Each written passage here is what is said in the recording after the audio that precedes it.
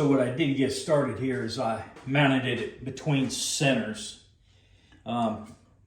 It's not way out of balance, but I'm going to turn it about 300 because what I want to do is this is going to be the top of the bowl, and I want to get a flat spot turned in here, nice and flat, so that I can put my chuck on here, my faceplate, and get it mounted on this side, so then I can flip it around and work on the bottom side of the bowl. So here we go.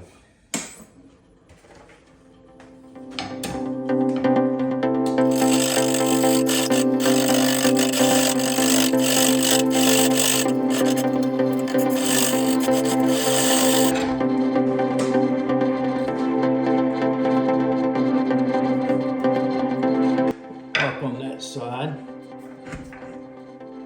This is what we're mounting up. So we got it pretty close to the right size there. It's a little bit bigger, but it's okay. I'm gonna hit it one more time to smoothen this out, get some bark off of it.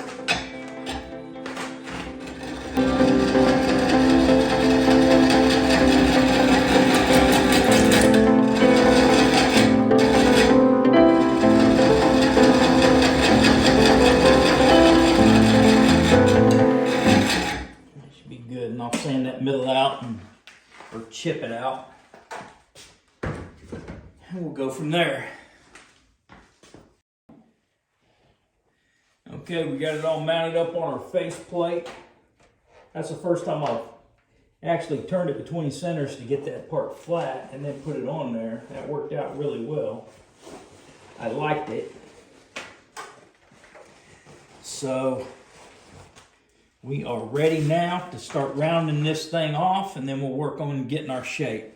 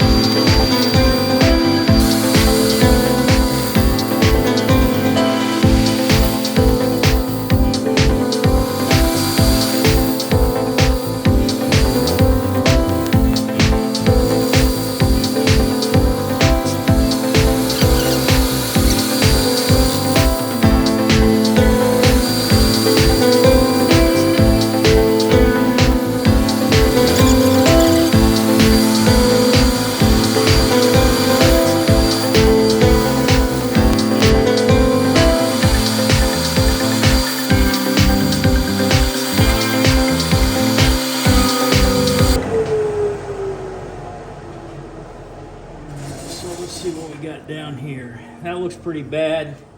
We might take that out. That's going to be there, so we're going to go ahead and fill that right now.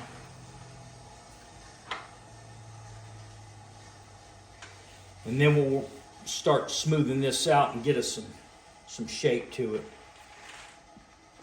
Get this filled too. This ain't all coming out, so let's get a little fill in these cracks that are obviously going to be there.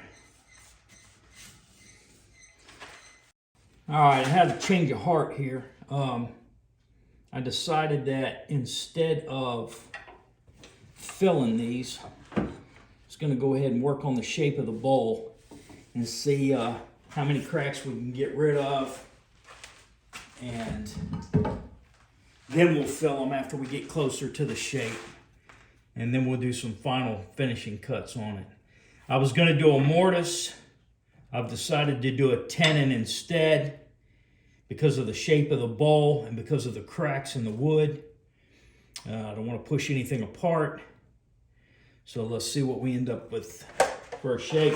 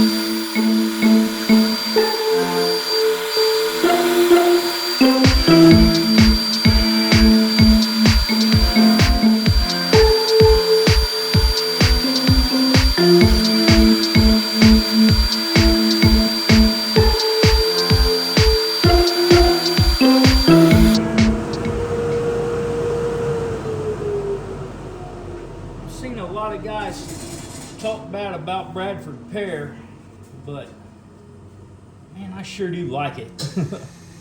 I think we're almost to the shape. We're close enough to the shape that I want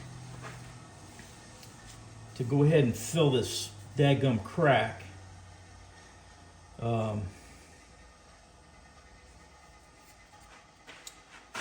know, cracks seem to run in a lot of the wood that I end up getting for some reason, and I cut out the pith and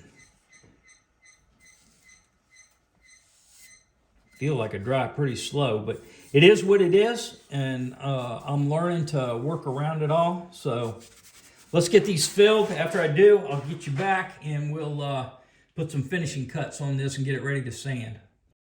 All right, the cracks are filled. Not perfectly, but we're gonna get down to them and see where we're at. And if we have to fill some more, we will. But I wanted to finish this shape. I'm a little high right here and I want to get rid of all this punky looking stuff. So I just resharpened.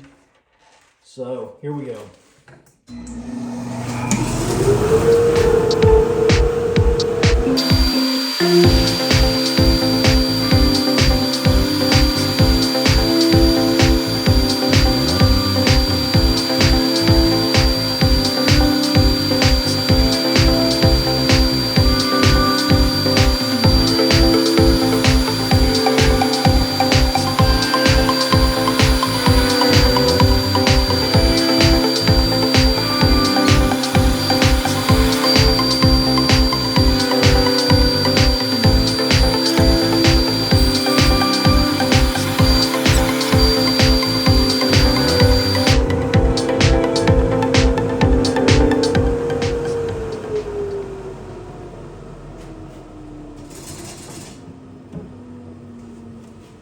Oh, I like it.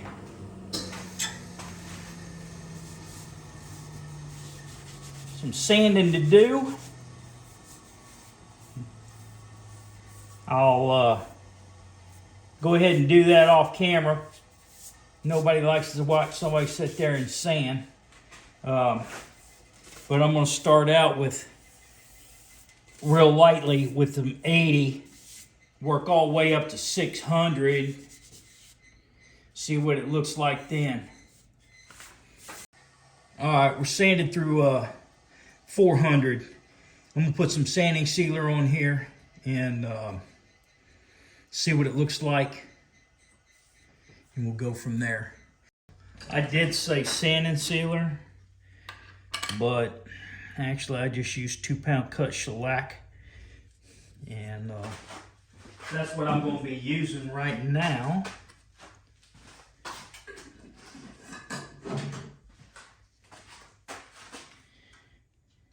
Let's see what this puppy looks like.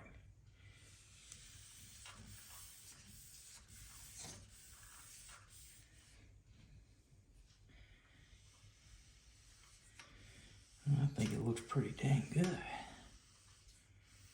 How about you?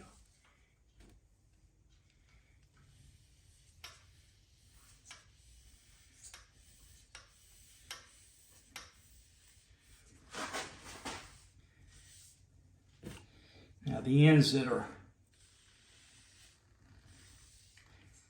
the end grain here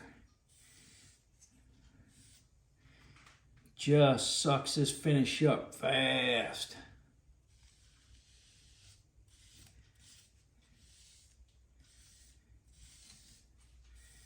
I don't know how many coats we'll put on. I always play that by ear. Sometimes it takes more than other times. All right, that's the first coat. I've already put, let's see, 4 coats of shellac on here. And I've already hit it with the Axe sanding paste. It looks pretty good, don't it? We're fixing to we're putting on the Axe polish now.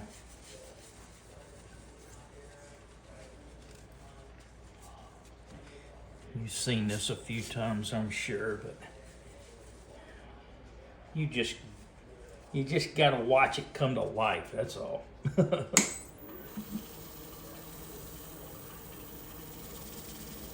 Now with this live edge up here at the top, I can only go so far before it just starts destroying my papers. And because it's kind of a, I don't know, an odd shaped top bowl, it's not perfectly balanced, so I can only get about 620 RPM out of it, so it'll heat up.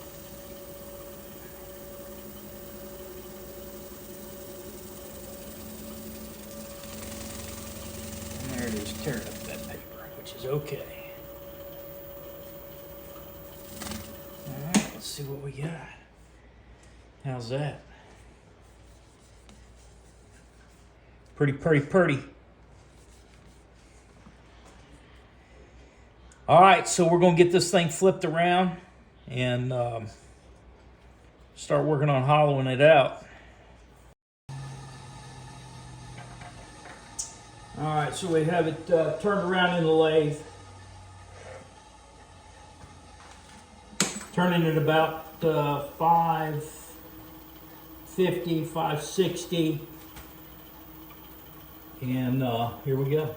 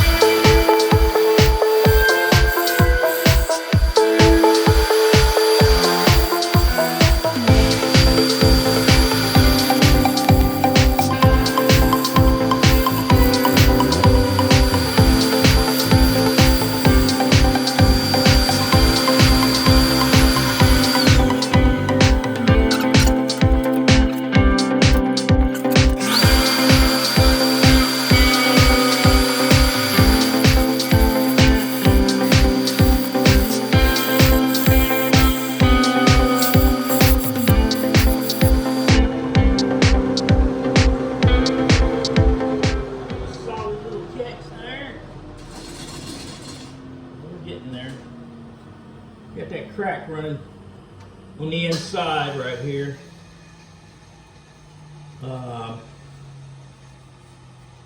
Since this bottom is relatively flat, I'm gonna level that out with a carbide scraper, get in there, and then I'm gonna try to get some finishing cuts. Doubt if you could see right in here. See how rough that is? That's where that end grain is. Real hard to get it smoothed out.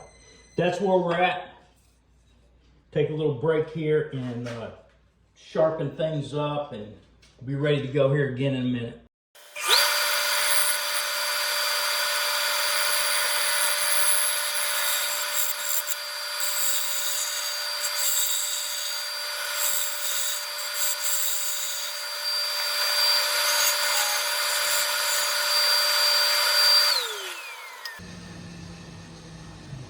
just a reflection. I thought I could see all the way through that dadgum crack.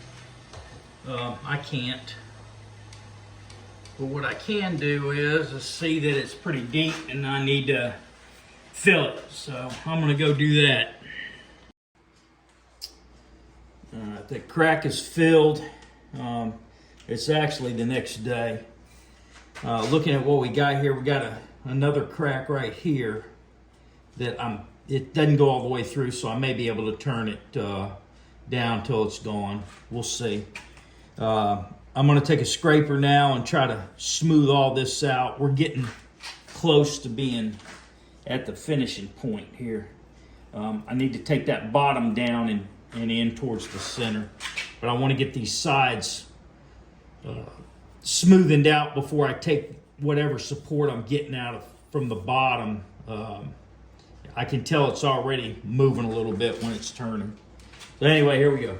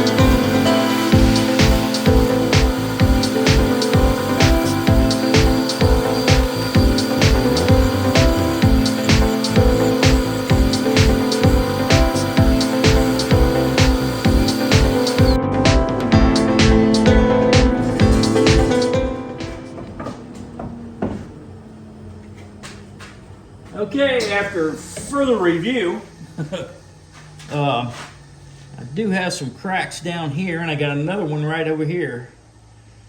So we're getting to the final scraping here to get that smoothed out in there. Anything you might see, I don't know whether you can see it up here. I've got some pretty heavy spots that I'm gonna have to sand, but that's okay. When you get up here in the sides where you're catching air, it's really rough, and it's hard to not get a catch, and so it's easier just to sand that out. I do have some little stuff in the corners here that I need to touch up, but I want to get this crack filled. Those cracks filled. We'll come back when I get that done.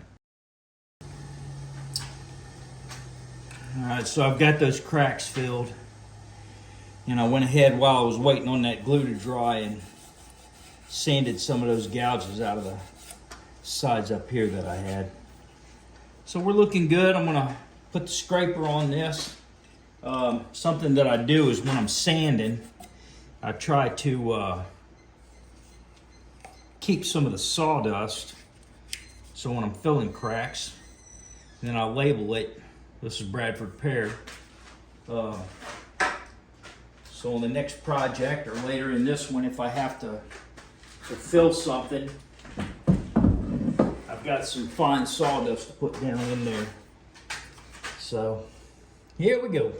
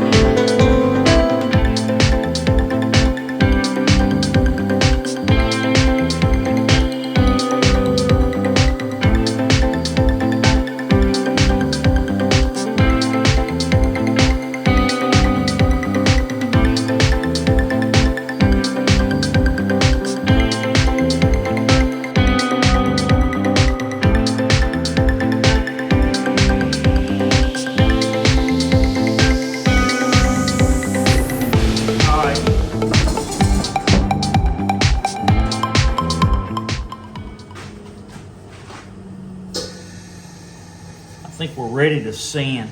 I do have another little gap right here, and I need to refill those. So I'm going to do that. We'll be ready for sanding. I'll show you how that's going to go, but we're not going to sit here and waste a bunch of time letting y'all sit there and suffer through me sanding on this thing. We'll come back when we'll just come back when we're ready to put finish on it. We're sanded through 600. We're ready to start putting some finish on here.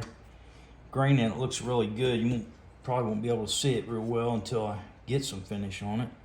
But we're putting some 2-pound shellac, my homebrew. I'm using an acid brush, cheap acid brush, to get it in my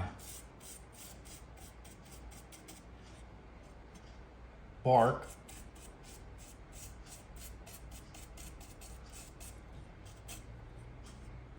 Darkens it. I want a Sandaflex. I haven't bought one yet.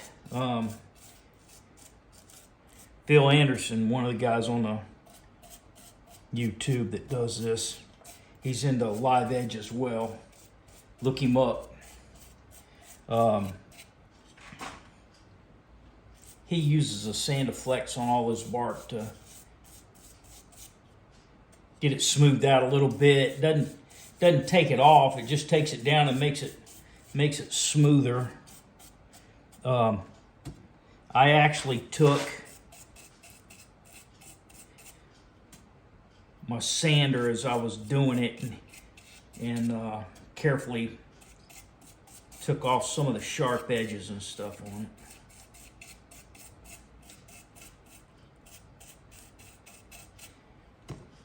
Thing about that Sandaflex is it flips down in there amongst it and gets it smoothed out a little bit better.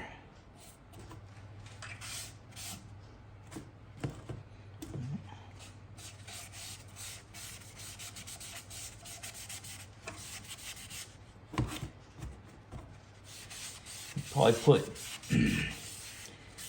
I know we'll put several coats of shellac on here. Man, at least 4.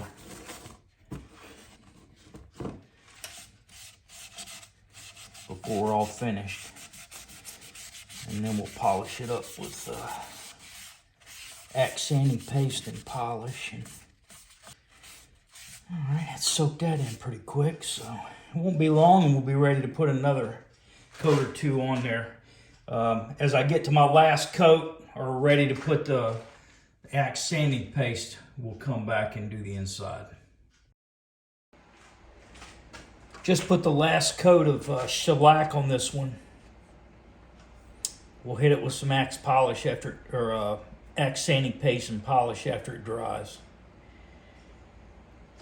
I don't know what's going on with this shellac this time, but it's just not going on very flat. It's got some like white marks in it, and I don't know why. But we'll take those out with the sanding paste.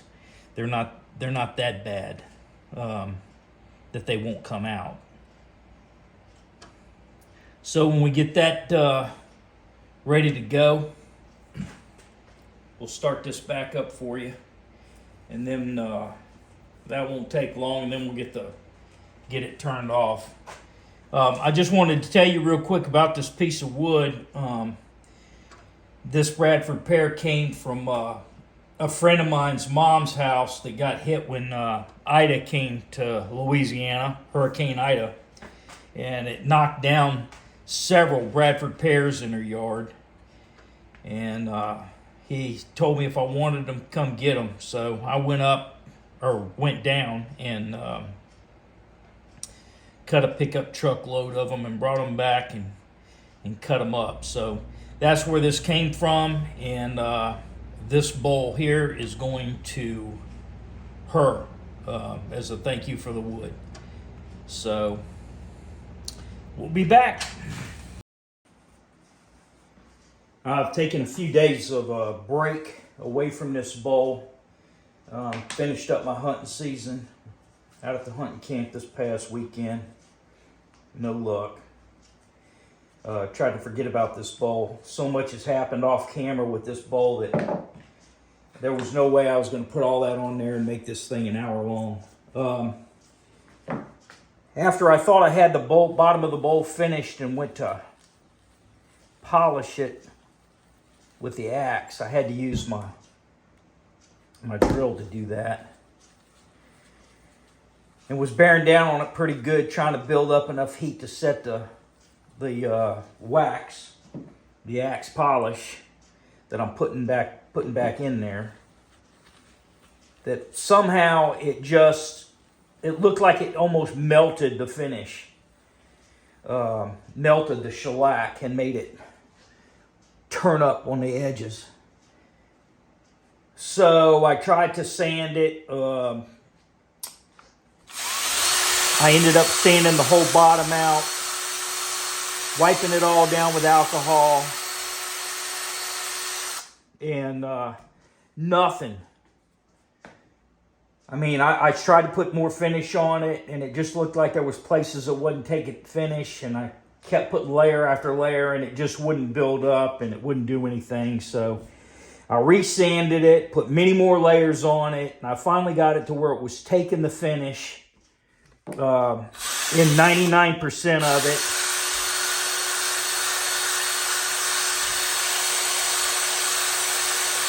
So I put a final coat of shellac before I went to the camp to let it harden, make sure it was good and hard before I did anything to it. And I just used my axe sanding paste to try to level it out as best I could.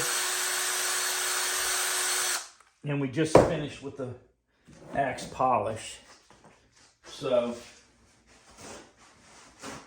I think it's turning out okay.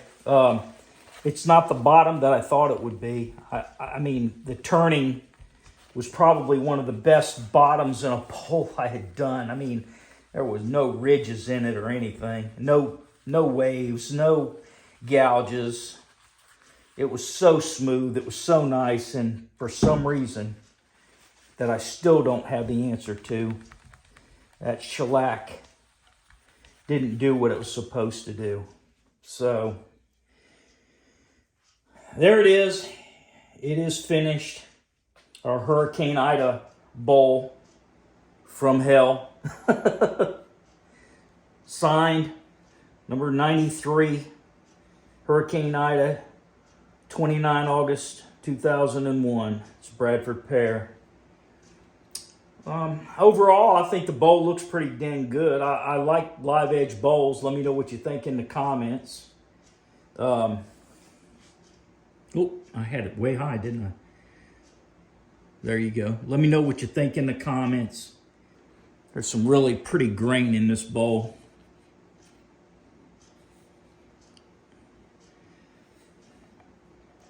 So let me know what you think in the comments. Like the video if you thought the project overall was good, and